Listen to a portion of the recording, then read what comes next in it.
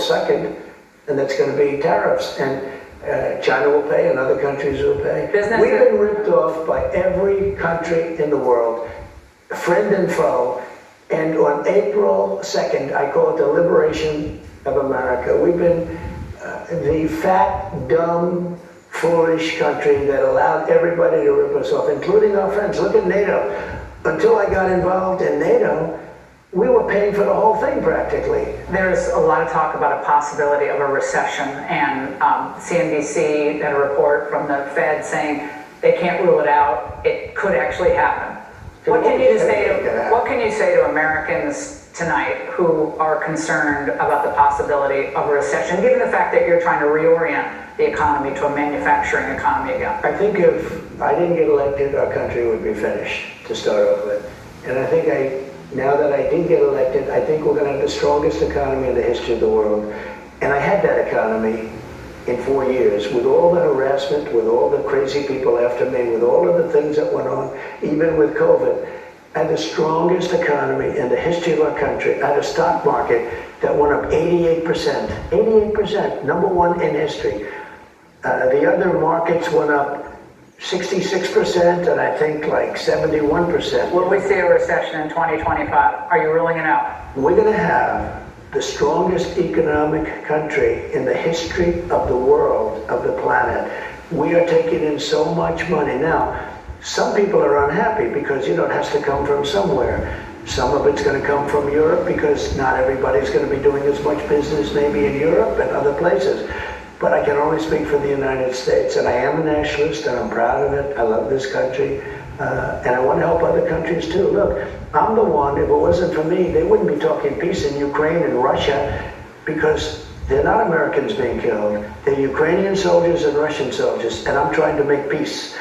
And again, it has not that much to do other than we don't want to be paying billions. Biden spent $350 billion in that war. Got nothing for it. How do interest rates end up going down when we're servicing our debt to the tune of about $1.2 trillion a year, and there's still deficit spending in Congress? How do we do that? We have to pay off our debt. We have to start paying it off. Look, we're very under-leveraged when you look at the asset value of this country, but we're over-leveraged in terms of cash flow. We're going to have a big cash flow.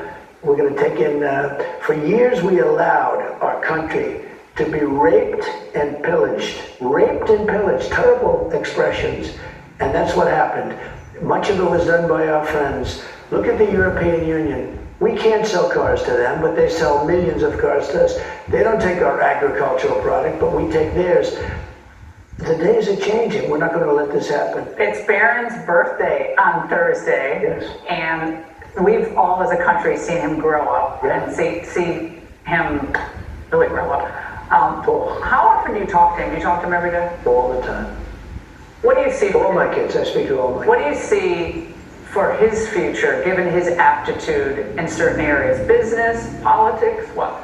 I think business, and I think he could probably, if you look at my kids, all my kids are they've been very good. They're very smart. Always good students, always the big schools, the good schools, hard to get into schools. And Barron's a very smart guy. But Eric and Don, Tiffany, Ivanka, they're smart people. I'm lucky. Look, you have to be a little bit lucky too. It's not like that, but they seem to be very smart. Not only seem to be, they are very smart. And they're good kids, and they work hard, and they love our country, and they're proud of their father.